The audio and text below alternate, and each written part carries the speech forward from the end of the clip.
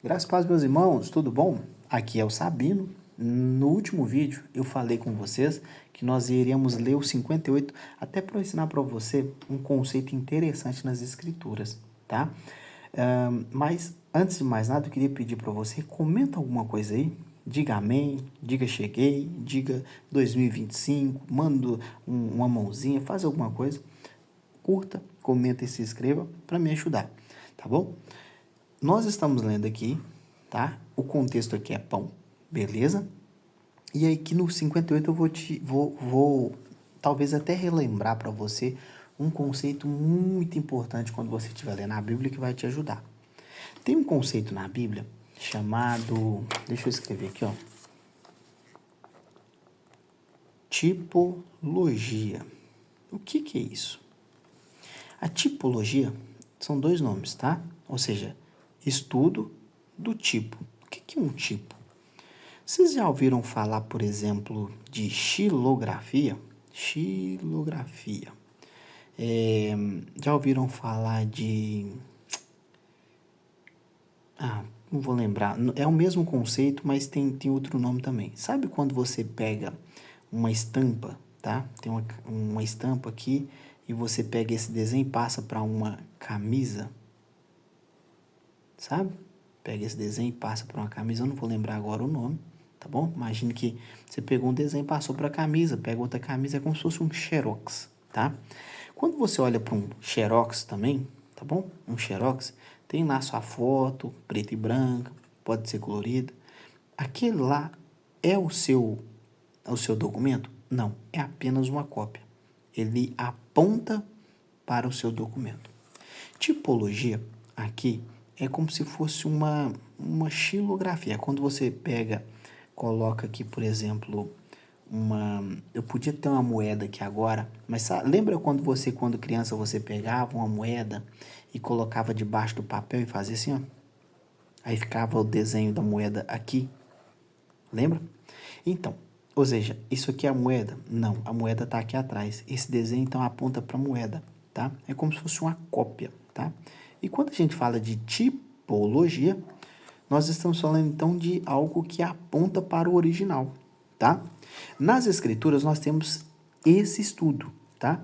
Que é identificar não símbolos, mas as fotos, os xerox, sabe?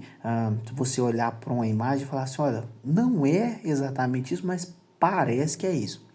Vou te dar um exemplo. Quando o Senhor, Deus, ele foi visitar Adão e falou, Adão, onde você está? Adão estava com vergonha, tá bom? Lá no Gênesis, capítulo de número 3, estava com vergonha, porque havia pecado, e ele se vestiu de uma folha de figueira, certo? O que o Senhor fez? O Senhor depois lhe vestiu com pele de animal. Então, isso significa que um animal foi sacrificado, tá bom? Sacrificado, tá bom? Se o animal foi sacrificado, isso nós chamamos de tipo. Por que tipo? Porque alguém, algum dia, seria sacrificado em prol de outro, para vestir outro. Vou te dar outro exemplo. Existem muitos exemplos, tá? Mas vamos lá. Lembra de José? José do Egito? Lembra? O que tem José do Egito? Seus irmãos não acreditavam nele, certo? Irmãos, certo? Você vai lembrar aí. O seu pai amava, certo? José foi vendido. Por quantas moedas? Por, se eu não me engano, 20 ou 30, não lembro agora, tá? 20 ou 30, beleza? José depois passou muita humilhação e tudo, e no final ele se tornou governador, certo? Isso aqui nós chamamos de tipo. Por quê? Jesus, ele aponta para Jesus, tá bom? Por quê? Os irmãos de Jesus gostavam dele? Não. O pai de Jesus o amava? Sim. Quem era o pai de Jesus? Deus dizia, este é meu filho amado em quem eu tenho prazer nele. Jesus foi vendido por Judas por 20 ou 30, tá? Não lembro agora, moedas também. No final, Jesus se tornou governador. Lembra disso?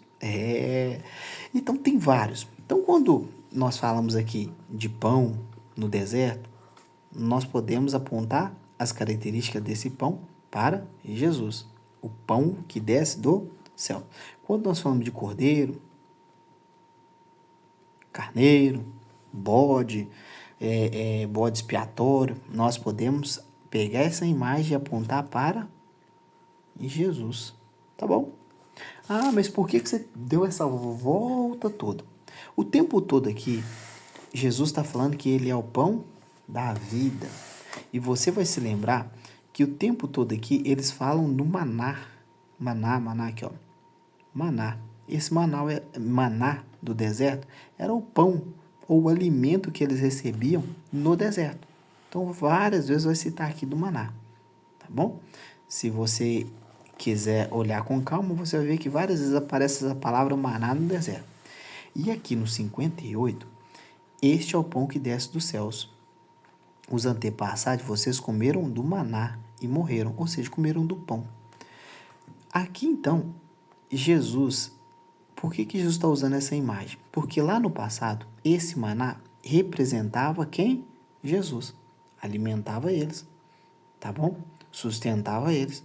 Mas eles representavam Jesus. Representava Jesus, eles comiam e eles morreram, tá? Por quê? Porque esse maná aqui, ele era apenas um alimento físico. Mas ele ensinava a respeito de quem? De Jesus. Então, quando você vê essas imagens, pão, tá? Pão sem fermento, Páscoa, você vai se lembrar que aquela mensagem fala sobre Jesus. Se você olhar a minha mensagem aí sobre João, capítulo de número 3, versículo de número 16, você vai ver que tem uma mensagem falando sobre a serpente no deserto. Ela também é um tipo de Jesus. Ela também aponta para Jesus. Por quê? Porque Jesus mesmo diz, né? Assim como Moisés, ele ergueu a serpente de bronze no deserto, né?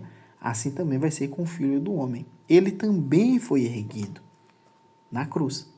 Então, lembre de olhar, este é o pão que desce dos céus. O pão Jesus, aqui é o alimento deles, também um maná, tá? Chamado de maná, mas é um alimento. Então, Jesus estava dizendo, olha, só que os antepassados seus comeram e morreram, mas aquele que se alimenta deste pão viverá para sempre. Então, por que eu quis ler esse aqui separado? Quando vocês verem esses tipos de conversa, mensagem, vocês podem pegar esses ensinamentos, o que aconteceu, e entender que muitos deles, no Antigo Testamento, apontam para Jesus. Isso aqui era muito lembrado. Deus sustentou as pessoas no deserto por muitos anos com esse alimento aqui. Mas o que ele estava querendo ensinar? Que no futuro ele iria alimentar o povo, mas o povo não morreria com esse alimento aqui, o pão que desce dos céus. Tá? É por isso que eu falo para você, creia em toda a Escritura, no Antigo Testamento e Novo Testamento. Tá? Outra coisa que eu vou te falar é, não chame de Velho Testamento. Velho dá uma conotação de... eu esqueci agora também, minha cabeça tem hora que não lembra. De desprezo, tá? Vou usar essa palavra, mas não é isso que eu queria. Pejorativo. A palavra é pejorativo. Velho Testamento dá a ideia de ser velho, pejorativo. Muitas pessoas acabam desconsiderando o Antigo Testamento porque muitos chamam de velho. E aí, ninguém quer nada velho, certo?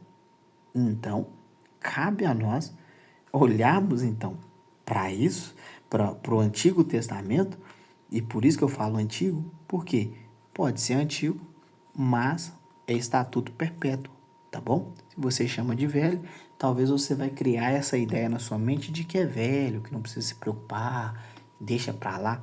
Nós cristãos, nós cremos em toda a Escritura. 2 Timóteo, capítulo 3, versículo 16, diz, olha, toda a Escritura é divinamente inspirada por Deus. Ela é apta para corrigir, para redarguir, para direcionar, para ensinar. Então, nós cremos assim, tá bom? Então, veja bem.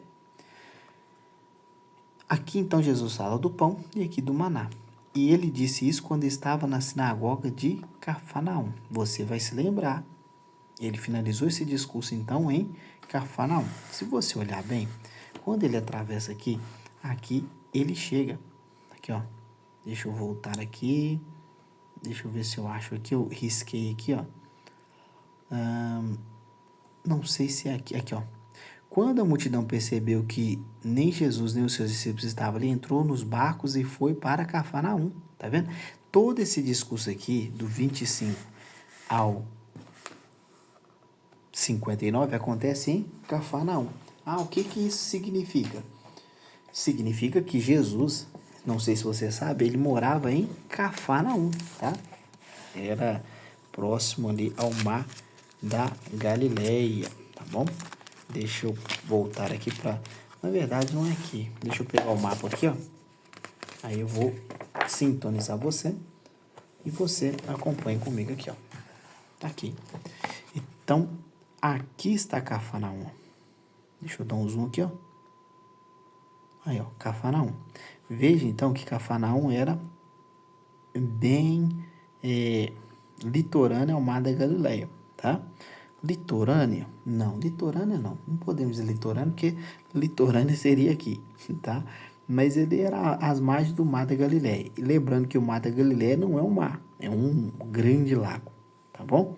Então, quando Jesus opera aquele milagre aqui da multiplicação, é aqui em Tiberíades. E ele atravessa daqui para cá, olha.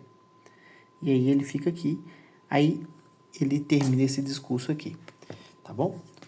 Agora, para finalizar, eu vou te perguntar uma coisa. Você sabe, então, ele termina esse discurso aqui, ó. Ele disse quando estava na sinagoga de Cafarnaum. Você sabe o que é sinagoga? Pergunto, sabe o que é sinagoga? Às vezes você vê muito isso na Bíblia. O que é sinagoga? Sinagoga era uma espécie de uma pequena igreja. Eles tinham um templo que eles adoravam em Jerusalém e uma forma de manter as pessoas em adoração constantemente, no sábado, durante a semana, era nas sinagogas. Eram aqui que eles ensinavam as escrituras, inclusive alfabetizavam as crianças, era nas sinagogas, tá? Então, era uma espécie de um templo menor, tá? Mas que poderia ser montado, e aí eu posso estar errando o número aqui, a partir de 10 pessoas. Então, tendo 10 pessoas, podia se abrir uma sinagoga, tá?